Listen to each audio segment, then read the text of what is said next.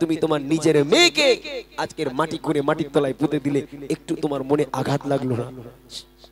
ছন্দের মাধ্যমে গাইবো, খুব মন দিয়ে শুনবেন। যদি একটুখানিও এদিক ওদিক হয়ে যায় কিছু বুঝতে পারবেন না গজলটা, ভালো করে শুনবেন। সে যুগে নারীদের সম্মান কেমন ছিল আর এই যুগে নারীদের সম্মান কেমন, কবি ছন্দের মাধ্যমে লিখছে, মনোযোগ দিয়ে শুনবেন।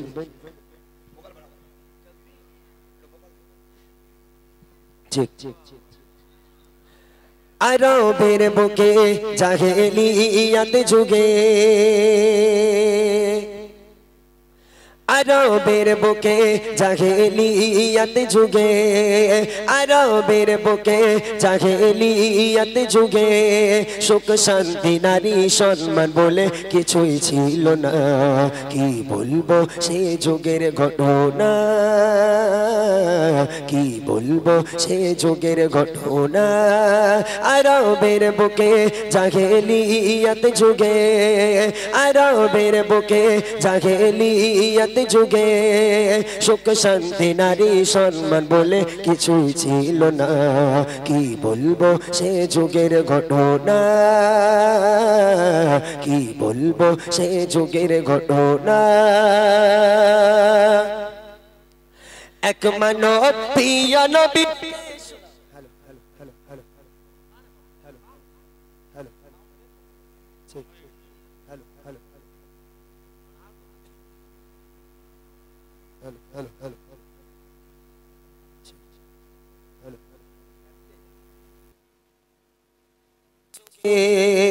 আরবের বুকে জাহেলিয়াত যুগে সুখ শান্তি নারী সম্মান বলে কিছুই ছিল না।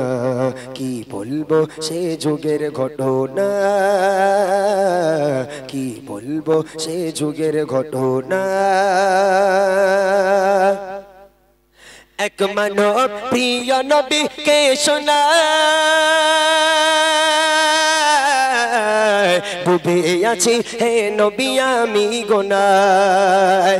এক মানব প্রিয় নবীকে শোনায়, ডুবে আছি হে নবী আমি গোনায়। কি হবে আমার উপায় বলেন হে নবী আমায়, কি হবে আমার উপায় বলেন হে নবী আমায়। পাবো কি ক্ষমা আমি নাকি ভুলের ক্ষমা নাই। খোদা দিল আমায় কন্যা সন্তান দুনিয়ায়, খোদা দিল আমায় কন্যা সন্তান দুনিয়ায়। নিজে হাতে করে দিলাম তারে মৃত্যু যন্ত্রণা। কি বলবো সে যুগের ঘটনা, কি বলবো সে যুগের ঘটনা। আরবের বুকে জাহেলিয়াত যুগে, আরবের বুকে জাহেলিয়াত যুগে সুখ শান্তি নারী সম্মান বলে কিছুই ছিল না। কি বলবো সে যুগের ঘটনা, কি বলবো সে যুগের ঘটনা। ইয়া রাসূলুল্লাহ ইয়া হাবিবাল্লাহ, আমি বিদেশে কাজে যাব, তখনকার মানুষ বাণিজ্যে যেত, বিদেশে কাজে যেত। আমি বিদেশে কাজে যাব, এমত অবস্থায় দেখলাম আমার স্ত্রী প্রেগনেন্ট, আমার স্ত্রী প্রেগনেন্ট, আমার স্ত্রী গর্ভবতী থাকা অবস্থায় আমি বিদেশে রওনা দেব, কাজে যাব। এমত অবস্থায় স্ত্রীকে আমি বলে গেলাম, হে আমার প্রাণ প্রিয় স্ত্রী, আমি 4 বছরের জন্য বিদেশে কাজে যাচ্ছি, যদি আমার পুত্র সন্তান হয় তাহলে সুখবরটা আমাকে দিও, আর যদি আমার কন্যা সন্তান হয় খবর টবর দেওয়ার দরকার নেই, আতুর ঘরের মধ্যে তুমি তাকে গলা টিপে মেরে ফেলো। এই কথা বলে স্বামী চলে গেল। যাবার 2-1 দিন পরে ওই স্ত্রী একটা সন্তান জন্ম দিল, সেটা হলো কন্যা সন্তান। ওই মেয়ে সন্তান আজকে দেখতে পাচ্ছে মা ফুলের মতো একটা চাঁদের কণার মতো চেহারা নিয়ে জন্মেছে। একজন মা হয়ে কেমন করে তার মেয়ের গলা টিপবে, কিন্তু স্বামী বলে গেছে যদি মেয়ে সন্তান হয় বাঁচিয়ে রেখো না, তাহলে আমি তোমাকে বাঁচিয়ে রাখবো না। ওই সময় মা হাউ হাউ করে কাঁদতে কাঁদতে একটা বুদ্ধি খাটালো যে স্বামী এখন বিদেশে গেছে মানে 4 বছর বাড়ি আসবে না, এখন এই 4 বছর আমি আমার মেয়েকে যদি আমি লালন পালন করি, বড় করি কাউকে না জানিয়ে, তাহলে কারোর বোঝার ক্ষমতা নেই। আমার স্বামী যখন বাড়ি আসবে এসে দেখবে মেয়ে বড় হয়ে গেছে, সুন্দর দেখতে হয়েছে, হয়তো স্বামী আর তখন মারবে না। এই বুদ্ধি খাটিয়ে ওই মা ওই সন্তানকে লালন পালন করতে লাগলো। আগে দেখেন কি হয়, স্বামী চলে গেল কাজে বিদেশে, জন্ম নিল এক সন্তান কন্যা বেশে। মা ভাবে, ও গো মা ভাবে, বাড়িতে তাই পিতা নাই, লালন পালন করব মায়া মমতায়। বাপকে মানা জানিয়ে মেয়েকে বড় করে, বাপকে মানা জানিয়ে মেয়েকে বড় করে। বেড়ে ওঠে কন্যা তখন 4 বছর পার করে, খেলছে কচি শিশু হেসে খেলে আঙিনায়, খেলছে কচি শিশু হেসে খেলে আঙিনায়। মা ভয়ে মরে স্বামী এলে বাঁচিয়ে রাখবে না, কি বলবো সে যুগের ঘটনা, কি বলবো সে যুগের ঘটনা। 4 বছর বয়স হয়ে গেল মেয়ের। ওই মেয়ে উঠানে খেলা করছে, হাসছে খেলছে খেলা করছে, এমত অবস্থায় সেই বিদেশের বাপ বাড়ি এসে হাজির। যেই গেটের কাছে পা রেখেছে দেখছে একটা মেয়ে, সুন্দর একটা 4 বছরের মতো মেয়ে তার আঙিনায় খেলা করছে, উঠোনে খেলা করছে। ওই বাপ মনে করছে মেয়ে কার, এ কার মেয়ে, আমার বাড়িতে মেয়ে সন্তান কেন? বাপ এরকম ভাবতে লেগে গেল। ভাবতে ভাবতে মেয়ে দূর থেকে আব্বাকে দেখে দৌড়ে দৌড়ে এসে আব্বাকে জড়িয়ে ধরেছে। আব্বা, আব্বা আপনি ভালো আছেন আব্বা? কতদিন হয়ে গেল আপনাকে দেখিনি আব্বা, মায়ের মুখে আপনার কত কথা শুনেছি আব্বা। আব্বা আমি আপনার মেয়ে, আমার কথা কি আপনার মনে পড়েনি? যে এই কথা বলে যে বাপের মাথা গেছে খোঁচে, আমার মেয়ে? আমি আমার স্ত্রীকে বলে গেছিলাম আমার যদি মেয়ে সন্তান হয় খবরদার বাঁচিয়ে রেখো না, আমার মেয়ে কি করে হয়? মেয়েটাকে সরিয়ে ফেলে দিয়ে একেবারে ঠেলে দিয়ে বাপ দরদর করে চলে গেল ঘরের মধ্যে। মেয়ের সঙ্গেও কথা বললো না, স্ত্রীর সঙ্গেও কথা বললো না, বাপ রেগে আগুন। এইবারে দেখেন কি হয়। একদিন ফিরে এলো তার স্বামী, দেখে ফুটো ফুটে এক কন্যা সন্তান তার বাড়ি। ভাবে এ মেয়ে, ভাবে এ মেয়ে তার বাড়ি থেকে করে, আর সেই মেয়ে ছুটে এসে জড়িয়ে ধরে, বলে আব্বু আমায় দেখো না, আমি যে তোমার সোনা, আব্বু আমায় দেখো না, আমি যে তোমার সোনা, বহুদিন ধরে তোমায় ছিল দেখার বাসনা, আজ হয়েছে পূরণ, আব্বু আছো গো কেমন, আজ হয়েছে পূরণ, আব্বু আছো গো কেমন।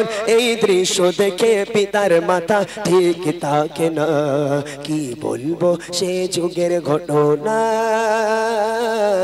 কি বলবো সে যুগের ঘটনা।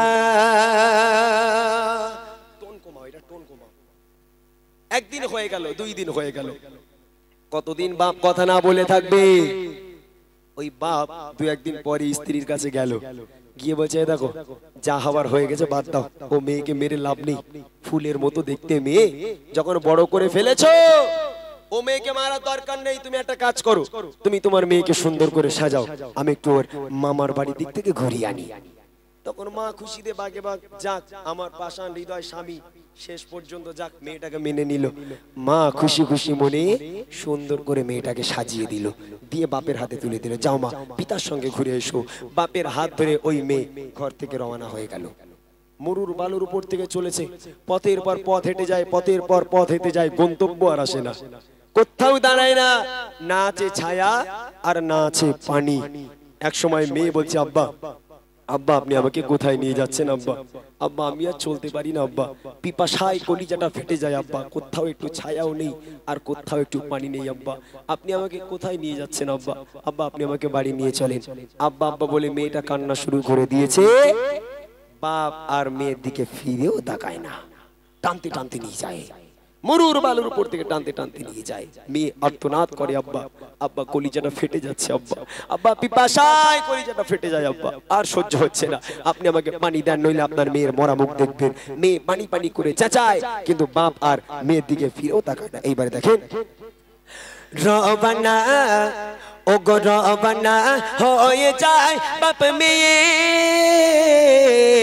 আনন্দে চলে মেয়ে তার বাপ পেয়ে মরুর বালুর ওপার দিয়ে হেঁটে যায় বলে আব্বু বলো আমরা যাচ্ছি কোথায় আমি চলতে আর পারি না পিপাসায় কলিজা খানা চলতে আমি পারি না পিপাসায় কলিজা খানা ফেটে যায় আব্বু আমায় বাড়ি নিয়ে চলো না কি পাশানের হৃদয় তার শোনে না কথা কি পাশানের হৃদয় তার শোনে না কথা আব্বু আব্বু বলে কাঁদে মেয়ে ফিরেও দেখে না কি বলবো সেই যুগের ঘটনা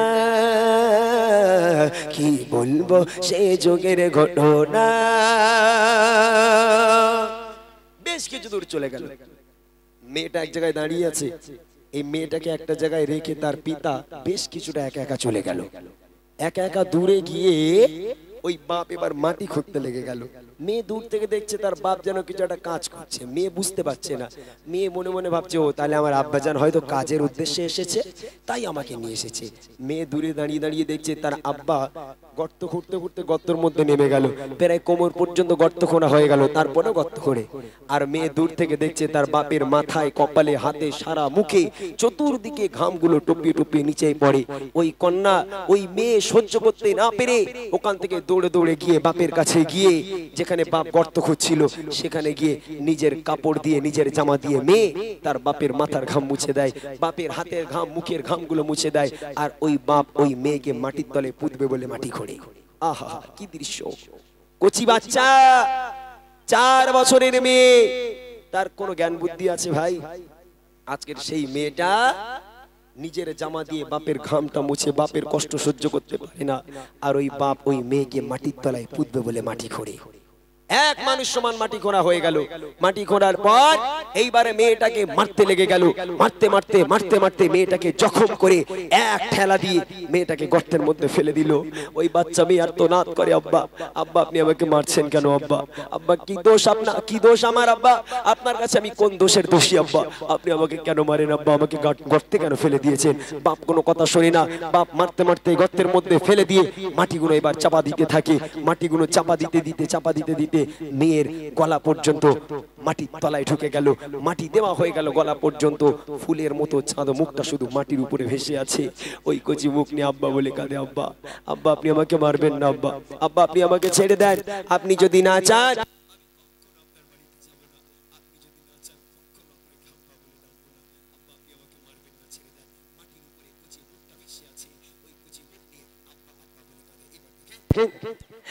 মেয়েকে একা ফেলে তার পিতা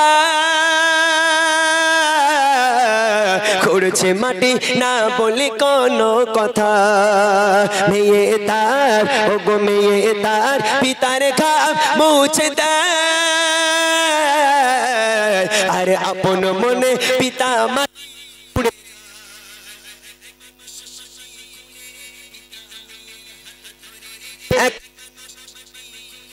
পিতা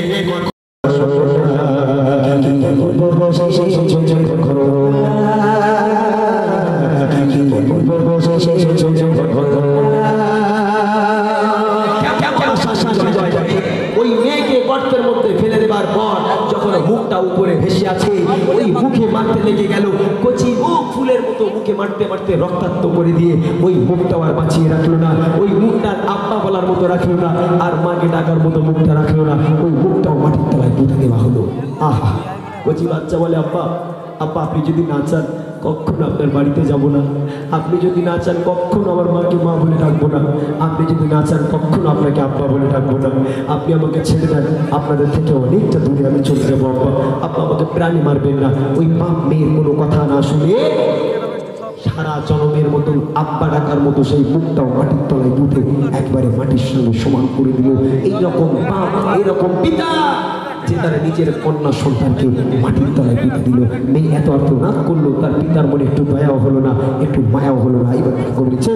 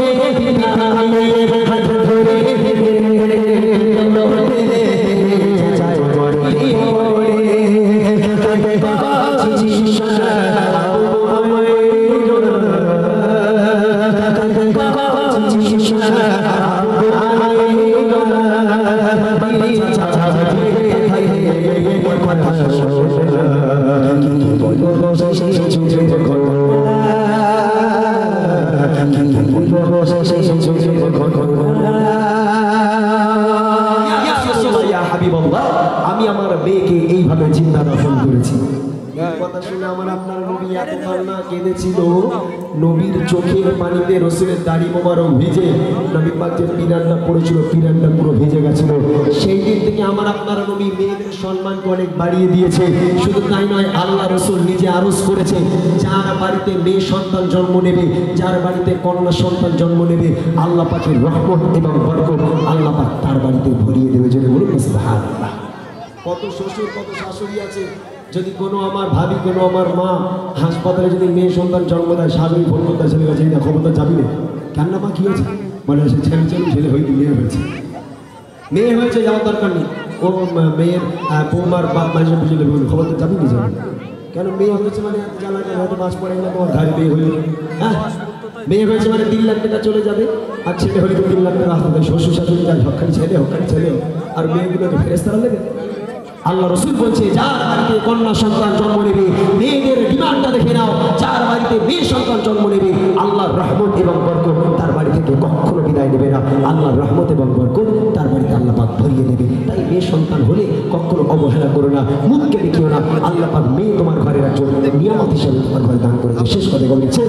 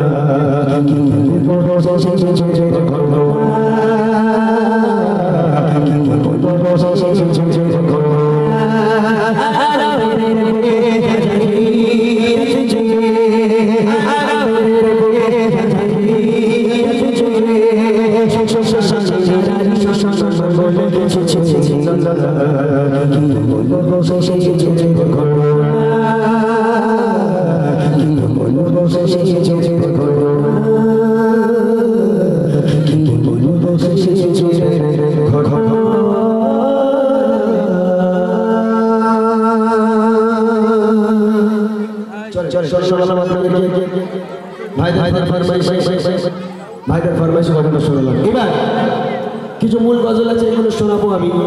তবে আমি একটা জিনিস দেখছি, গজল যদি ভালো লাগে মানুষ থাকে, আর গজল যদি একটা গজল একটু ঘটনা বলে হয়ে গেলে মানুষ চলে যায়। কেন ভাই? হ্যাঁ, সব গজল ফিলিস্তিনকে নিয়ে গজল একটা, মাশাআল্লাহ গাইব নুরানি জামে মসজিদ সেরি কমেডি। আচ্ছা ইনশাআল্লাহ এটা একটু পরে গাই, যেহেতু আমাকে অনুষ্ঠান সাজাতে দিল না, বলে যাই গাওয়ালে আমি গিয়ে দিলাম। আমার ভাইয়েরা আমি দেখেছি, আমি খেয়াল করেছি যে শেষেই একটু ভালো গজল হবে, মোটামুটি যুবকদের আমার বোনেদের ভালো প্রিয় গজল হবে থাকে। আর যেই একটা বুড়োদের গজল ধরবো, মোটামুটি বুড়ো বুড়ো মানুষেরা একটু শুনলে ভালোবাসে ঘটনাগুলো চিন্তার মধ্যে চলে যায়। এরকম করে কেন আমি বুঝতে পারি না ভাই, গজল গাওয়া কতটা কষ্ট, স্টেজে উঠে দেখো মজা বুঝবে। আর আমি একটা পুরো লোক লেগেছি এখানে, এই পুরো তোর এই একটু বলে দিতে পারলাম, আমি রয়েছি কিরকম করে বলিস হয়েছি খুঁজে পাই না, বলবো। হ্যালো,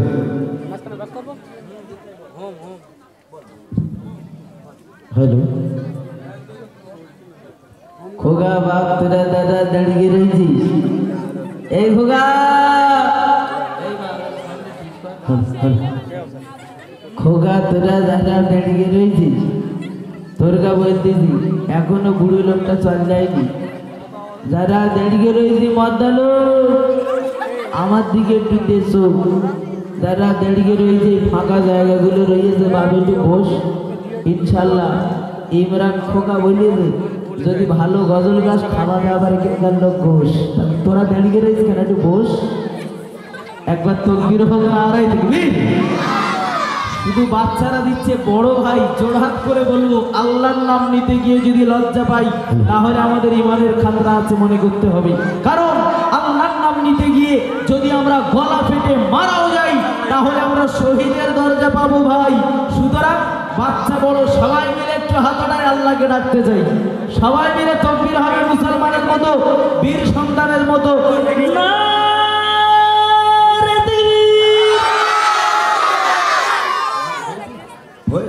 দেখি একটা গজল বলে দেখি। আসলে আমি কথা বললাম না বস, রাস্তায় ওরা বলে ঘটনা হয়েছে, একটা কাজ শুরু আমরা একটা ফুচকা খেয়ে আসি, ওরা ফুচকা খায়। আবার এদের একটা প্রিয় গজল ধরবো, সবাই করে টেনে বেরিয়ে আসবে এটাকে। ওদের প্রিয় গজল না আছে কি জানে, গজলটি হলো আছি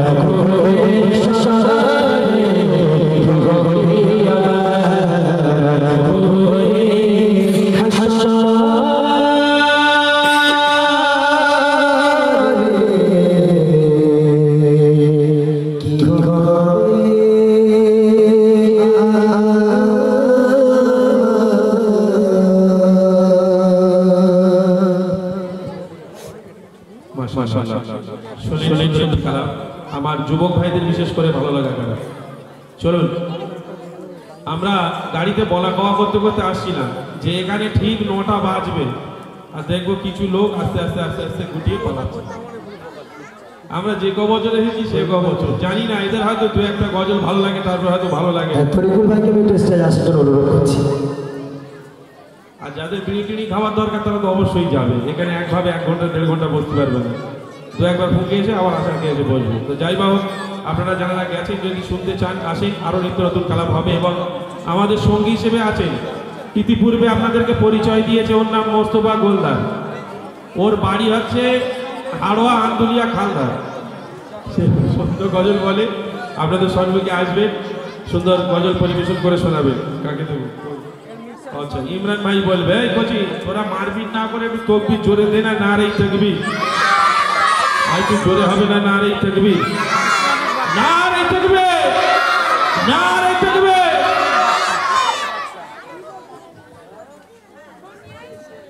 আচ্ছা, আজকে যদি আপনারা আমার সঙ্গে একটু সাথ দেন, যদি আপনারা থাকেন, কথা দিলাম এখনো এমন এমন কিছু গজল আছে। আমি নাকি গত বছর খুব একটা সময় দিইনি, আমার ভাইরা অবজেকশন করেছে, ভাই তুমি গত বছর সময় দাওনি, বছর দিতে হবে। তবে সময় তখনই দেওয়া যাবে যখন দর্শক থাকবে, নইলে ফেরেশতাদের সঙ্গে সময় দিয়ে লাভ আছে, তাই না? অর্থাৎ আমি অনুরোধ জানাচ্ছি, এখনো এমন এমন কিছু গজল আছে যেগুলো শিক্ষণীয় বিষয়। আর তারপর আমি আর একটা নতুন শিল্পী নিয়েছি, এবার সে গাইবে ইনশাআল্লাহ, তাকে খুলে দেওয়া হবে। তার আগে আপনারা জানেন আমি এই মসজিদের জন্য প্রতি বছর আমি মানুষের কাছ থেকে কিছু টাকা নিই। যদি আপনারা মনে করেন এটা ভিক্ষা, তাহলে তাই ভিক্ষা। এই মসজিদের জন্য, আল্লাহর ঘরের জন্য ভিক্ষা চাইতে কোনো আপত্তি নেই। আল্লাহর ঘর মসজিদুল আকসা আপনারা জানেন আজকে কেমনভাবে তার উপর অত্যাচার অবিচার করা হচ্ছে। এই আকসাকে বাঁচানোর জন্য কত মানুষ আজকে প্রাণ হারালো, আকসাকে বাঁচানোর জন্য কত মানুষ শহীদ হয়ে গেল। এই গজল আপনারা শুনেছেন না? আমি ফিলিস্তিনকে নিয়ে গজল বার করেছিলাম। এই মসজিদের জন্য আমি প্রতি বছর দান তুলি। তবে দান তোলার আগে আপনাদের তো শোনা উচিত যে মসজিদুল আকসার কি অবস্থা, ফিলিস্তিনের কি অবস্থা, কত বাচ্চারা, মাসুম মাসুম বাচ্চারা ওই ফিলিস্তিনের বুকে শহীদ হয়ে গেল। কারোর গর্দান কেটে দিল, কাউকে গুলি করে দিল, কাউকে ছুরি ঢুকিয়ে দিল, কেউ আজকের বাড়ি চাপা পড়ে মারা গেল। আজকের কি করুন দৃশ্য! যদি এই দৃশ্য আজকে তারা যদি মসজিদুল আকসাকে বাঁচানোর জন্য তারা যদি নিজেদের জীবনকে কুরবান করে, আপনাদের পকেটের 10-5 টাকা করে আপনারা মসজিদের জন্য দিতে পারবেন, তাহলে কেমন মুসলমান আপনি? হ্যাঁ, কেমন মুসলমান? বাপ মা কবরে চলে গেছে, বাপ মার কবর ধারতে একবারও যেতে মন চায় না। ওই বাপ মা কবর থেকে তাকিয়ে থাকে আমার সন্তান কখন আমার কবরে আসবে, এসে আমার আল্লাহর কাছে এসে দোয়া করবে, আল্লাহ আমার বাপ মাকে তুমি জান্নাত নসিব করো। ওই কবরের মধ্যে থেকে বাপ মা চাতক তাকিয়ে নেয়, তোমাদের দিকে তাকিয়ে আছে।